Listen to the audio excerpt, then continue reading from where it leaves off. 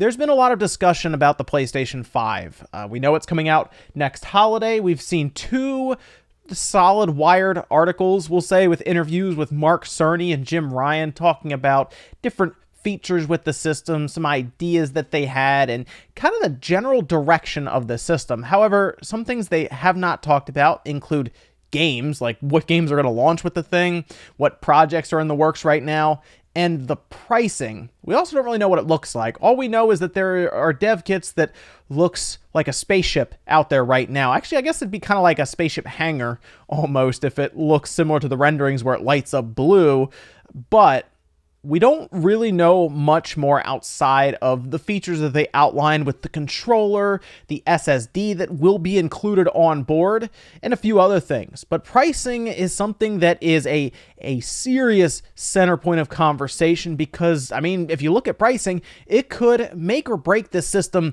out of the gate. I mean, the PS4 will still exist, and a lot of people that I see right now wonder if there's really much more that can be done to games, especially with like the PS4 Pro, to look better. I do think there are things that can be done, and the most interesting part around the system comes down to an upgrade with the CPU and an upgrade with the storage, getting away from mechanical hard drive to SSD, and that would be big for loading and drawing in the world and all kinds of stuff that they themselves described when talking with Wired. Also, just for fun, down below in the comments, let me know what you think the price is going to be for the PS5, and we'll come back to this video in the comment section when we basically find the answer out next year, whether it's early on or midway through the year, just to see who got it right. One of the biggest points I see about the pricing is that the SSD costs quite a bit of money, and it depends on the size, of course, but it also depends on how they go about a solid state drive being built into the system, because I think a lot of people are thinking of a solid state drive like how you would go to build a computer. You go on Newegg or whatnot. You look for a pretty good drive or an NVMe or an M.2. You look for something that is fast and reliable. And a lot of times it'll cost you a pretty good amount of money depending on your size, right? You end up spending like $100 on a good one. I'm going to say good, not like top tier or anything, that has enough storage to at least hold a Call of Duty, which is pretty large now.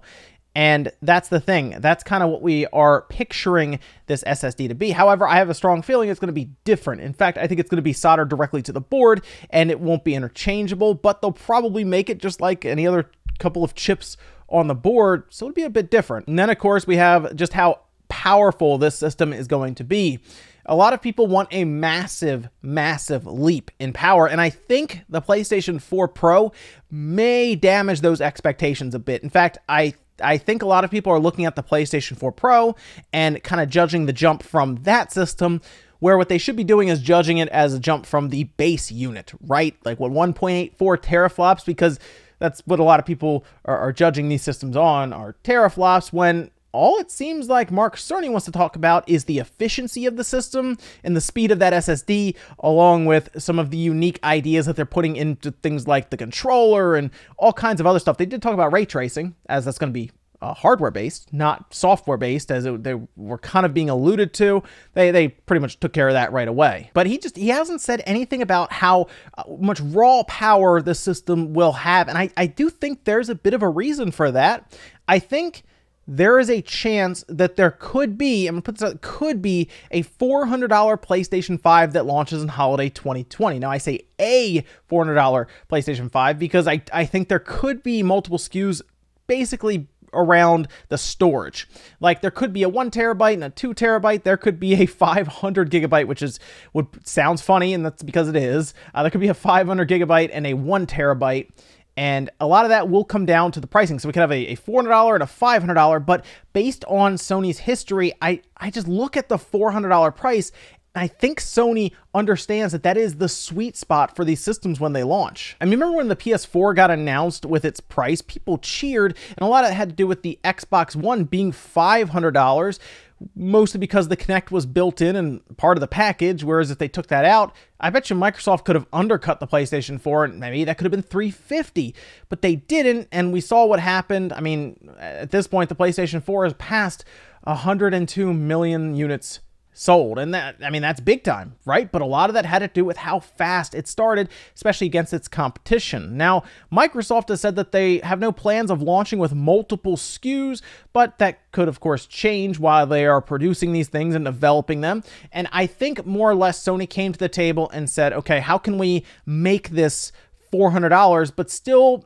increase, I guess, the power of the system and just the ability for it to do different things, whether it is with the controller and more interactive moments, or maybe they want to just eliminate load times completely, or make a system that can do better with ray tracing, we'll say, than what the current video cards are able to do with the massive drops in frame rates that they see. And it's because of this, I think there's a possibility people will be disappointed with the raw overall power of the PlayStation 5, mostly because there probably will be a Pro model. Let's be honest here. I mean, I think Sony realize that they can do that. There could be a PS5 Pro 2 or 3 years after the PS5 comes out, and then they'll go to the PS6 and so on.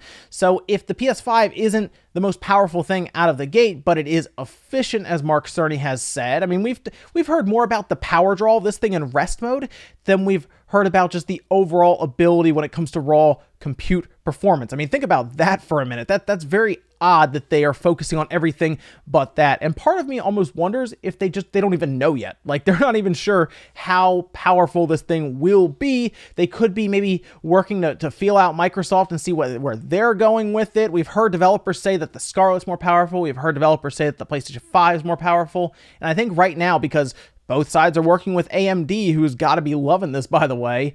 They're trying to figure out what they can get away with when it comes to the price point and which way they should go with it. Because right now, I think Sony is, of course, in the driver's seat after this generation, but we've seen it before, right? After the PS2 generation, Sony got a bit out there, got cocky, and they released a PlayStation 3 that was either $500 or $600, depending on what you wanted included, with the $500 model not even having Wi-Fi and that had a 20 gigabyte hard drive in there. Yeah, that did not work out for them. Guess what? The 360 came out at $400 with a hard drive, and it was off to the races. Looking at the history of Sony, the one time they really struggled, it was when they overshot in the market with just a much more expensive system. But on the other hand, are we getting used to the $500 price point? I mean, some people are buying the Xbox One X. It doesn't sell as well as the Xbox One S, which, again, pricing. The PS4 Pro doesn't sell as well as the regular PS4. Pricing, once again, even though the PS4 Pro came out, it used technology from AMD that wasn't even in their Polaris cards at the time and weren't going to be showing up till their Vega cards came out later on. So Sony and Microsoft have access to stuff that AMD is still working on to put out to consumers in their mainstream cards.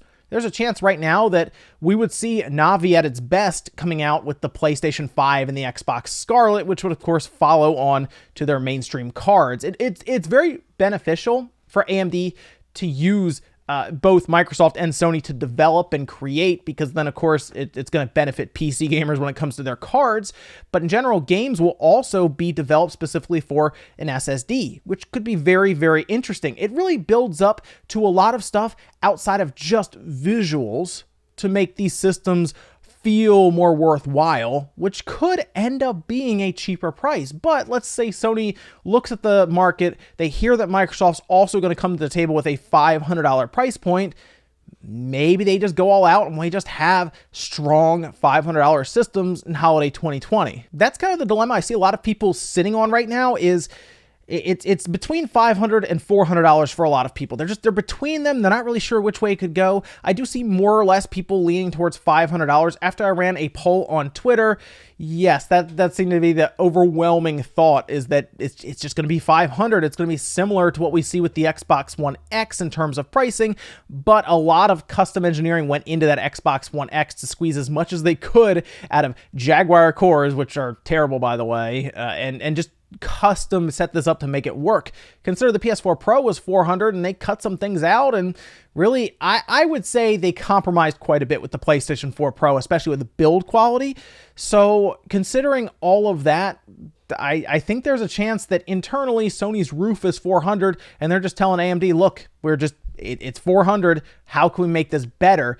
If it comes out and it turns out that the PS5 is 9 teraflops, will people be upset? they might be. But if you look back on the regular PS4, that's 1.84 teraflops. And again, there's a lot more at play than just raw compute power.